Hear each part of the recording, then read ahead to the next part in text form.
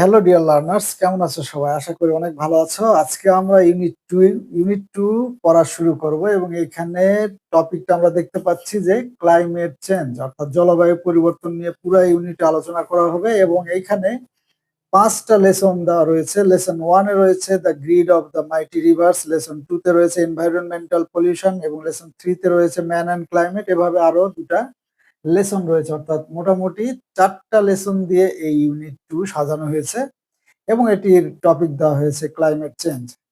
আর unit 1 এর topic হচ্ছে the grid of the mighty reverse. তো চলো আমরা এটা পড়া শুরু করে দিই।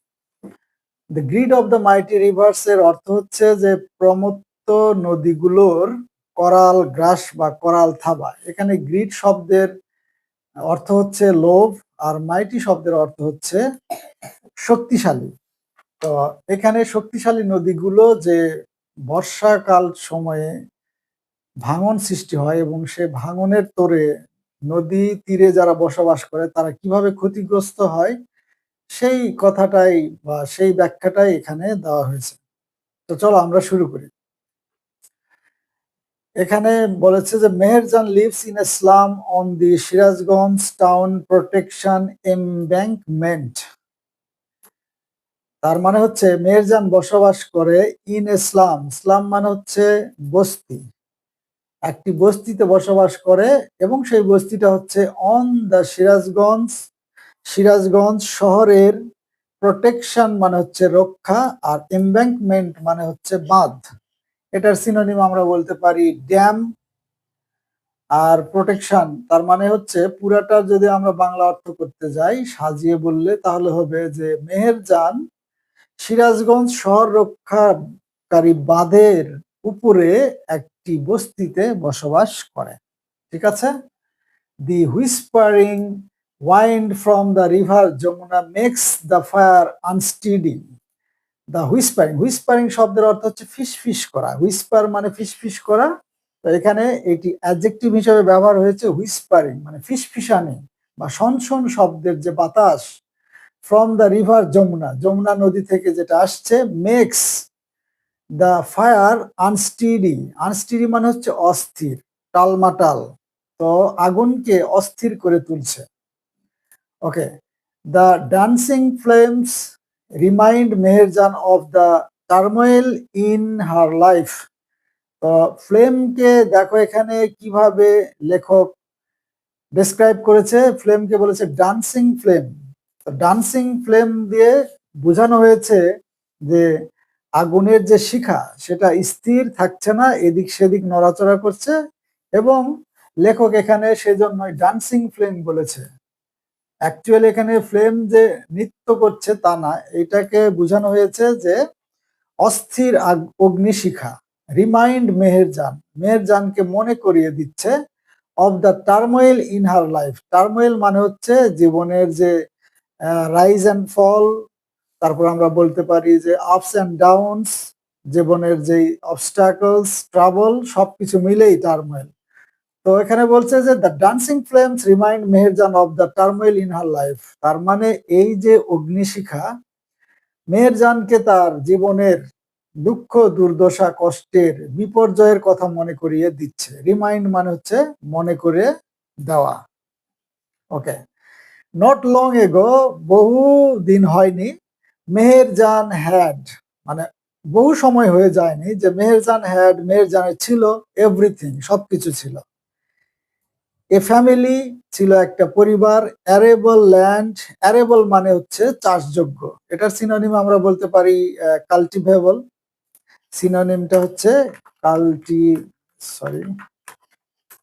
কাল্টিভেবল।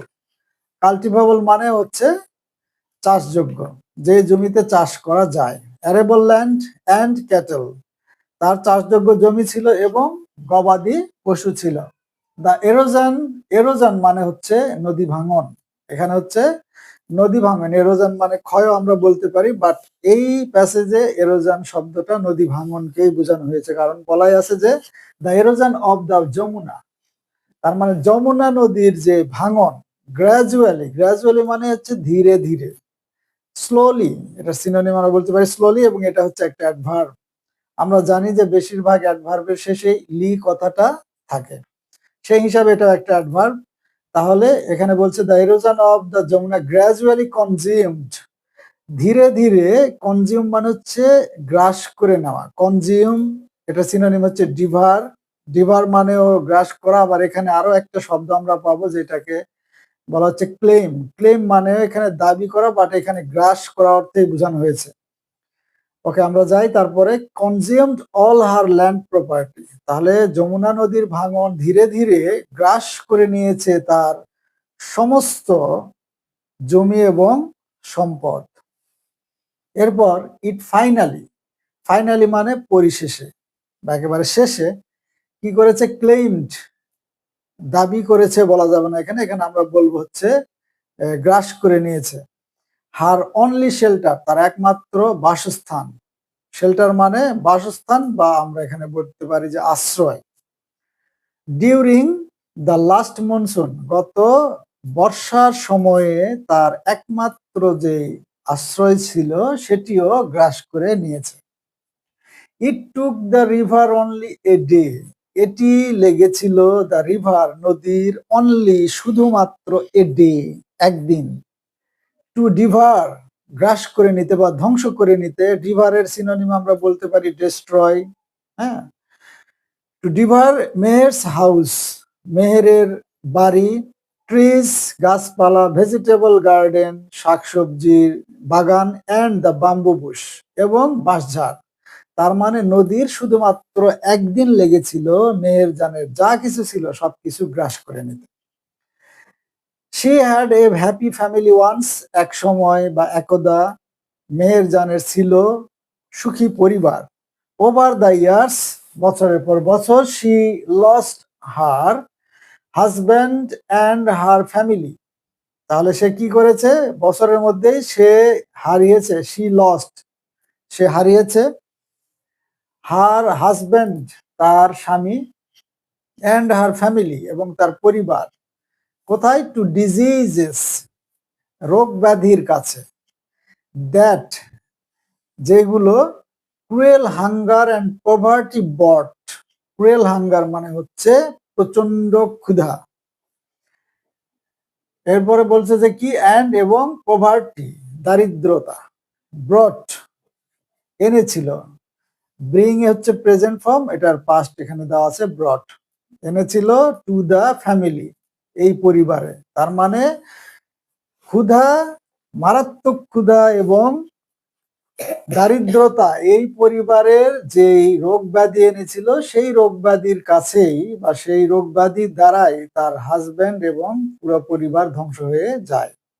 নাও মানে বর্তমানে, she is the only one, সেই শুধুমাত্র একজন, লেফট অবশিষ্ট রয়েছে, টু লিভ অন বেঁচে থাকতে, with the loss, with the loss and the pain, with the loss মানে হচ্ছে তার যে ক্ষতি, সেই ক্ষতি এবং তার যে দুঃখ কষ্ট বেদনা, সেটা নিয়ে বেঁচে আছে শুধুমাত্র একজন, সে হচ্ছে Meherjan. The greedy Yamuna has shattered her dreams and happiness, the greedy Yamuna মানে এই লোভী নদী নয়, এটা আসলে এই হচ্ছে ধ্বংসকারী নদী বলতে পারি আমরা। হ্যাজ শ্যাটার্ড, শ্যাটার মানে হচ্ছে চূর্ণ বিচূর্ণ করে দেওয়া, শ্যাটার মানে হলো চূর্ণ বিচূর্ণ করে দেওয়া, এটার সিনোনিম আমরা বলতে পারি ব্রেক ইনটু পিসেস, কোনো কিছুকে টুকরো টুকরো করে ফেলা। তো shattered her dreams and happiness, মেহেরজানের স্বপ্ন এবং সুখকে চূর্ণ বিচূর্ণ করে দিয়েছে। Okay, let's go ahead.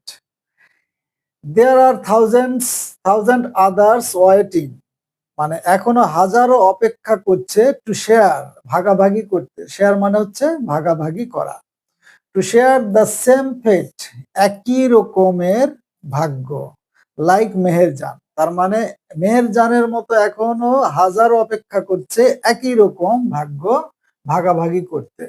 Bangladesh is a land of rivers, Bangladesh হচ্ছে নদীর দেশ, some of whose banks overflow, যার কিছু নদীর তীর ওভারফ্লো মানে ভেঙে যায় বা উপচে চলে যায়, অথবা এরোড বা নদী ভাঙন হয় ডিউরিং মনসুন বর্ষাকালে।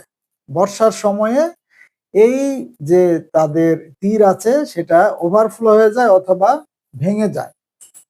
তাহলে ভেঙে গেলে কি হয়?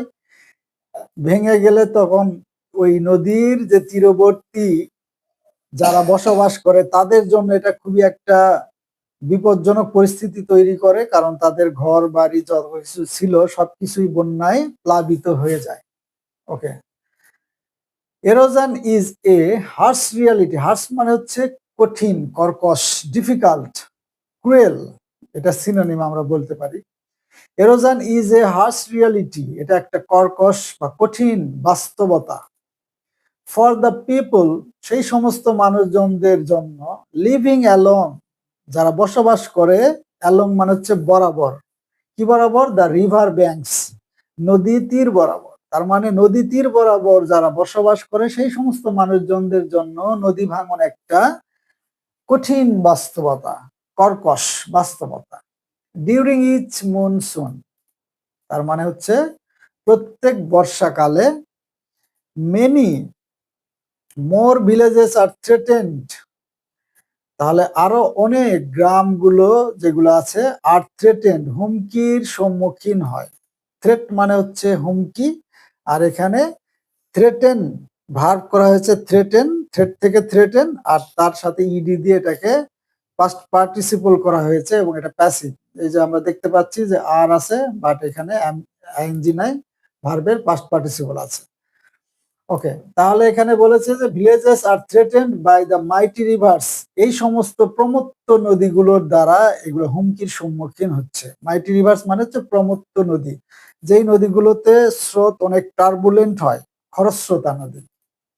Like the Jamuna, the Padma and the মেঘনা, যেমন পদ্মা, মেঘনা এবং Jamuna. It is estimated that river erosion makes at least 1 lakh or 100,000 people homeless every year in Bangladesh. Estimate মানে হিসাব করা হয়, একটা খসড়া হিসাব করে দেখা গেছে যে রিভার এরোশন, নদী ভাঙন, নদী ভাঙন করছে অ্যাট লিস্ট 1 লাখ পিপল, প্রায় 1 লাখ মানুষকে, হোমলেস মানে হচ্ছে গৃহহীন করা, হোমলেস মানে হচ্ছে গৃহহীন, এবং সেটা কিভাবে করছে? এভরি ইয়ার, প্রতি বছর, ইন বাংলাদেশে। ইনফ্যাক্ট, সত্যিকার অর্থে river erosion is one of the main dangers. River erosion হচ্ছে বা নদী ভাঙন হচ্ছে একটা অন্যতম বা প্রধান বিপদ, কস্ট, যেটা ঘটে বাই ক্লাইমেট চেঞ্জ। এই যে ক্লাইমেট চেঞ্জ, জলবায়ু পরিবর্তনের কারণে যেটা ঘটছে। If we can't take prompt action, prompt মানে হচ্ছে দ্রুত, উইদাউট মেকিং এনি ডিলে মানে সুন, খুবই শীঘ্রই, অ্যাজ সুন অ্যাজ পসিবল। তাহলে if we can't take prompt action, action মানে হচ্ছে পদক্ষেপ, যদি আমরা দ্রুত পদক্ষেপ না নিই, টু অ্যাডাপ্ট, অ্যাডাপ্ট মানে হচ্ছে খাপ খাওয়ানো, কোপ উইথ, এটার সিনোনিম আমরা বলতে পারি হচ্ছে কোপ উইথ। কোপ উইথ মানে হলো খাপ খাওয়ানো। ওকে, তো এখানে বলছে টু অ্যাডাপ্ট, খাপ খাওয়াতে, টু ক্লাইমেট চেঞ্জ, কিসের সাথে? জলবায়ু পরিবর্তনের সাথে। মানে যদি আমরা জলবায়ু পরিবর্তনের সাথে খাপ খাওয়ানোর জন্য দ্রুত পদক্ষেপ না নিই, তাহলে কি হবে? There will be thousands of more Meherjaans in our towns and villages every year. তার মানে আমাদের গ্রামে এবং শহরে প্রতি বছর হাজার হাজার মেহেরজান কি হবে? দেখা যাবে বা তৈরি হবে। কারণ প্রতি বছরই ওই নদী ভাঙন হবে বর্ষার সময়, তখন নদী ভাঙন হলে নদীর তীরে যারা বসবাস করে তাদের ঘর বাড়ি এভাবে মেহেরজানের মতো ধ্বংস হয়ে যাবে।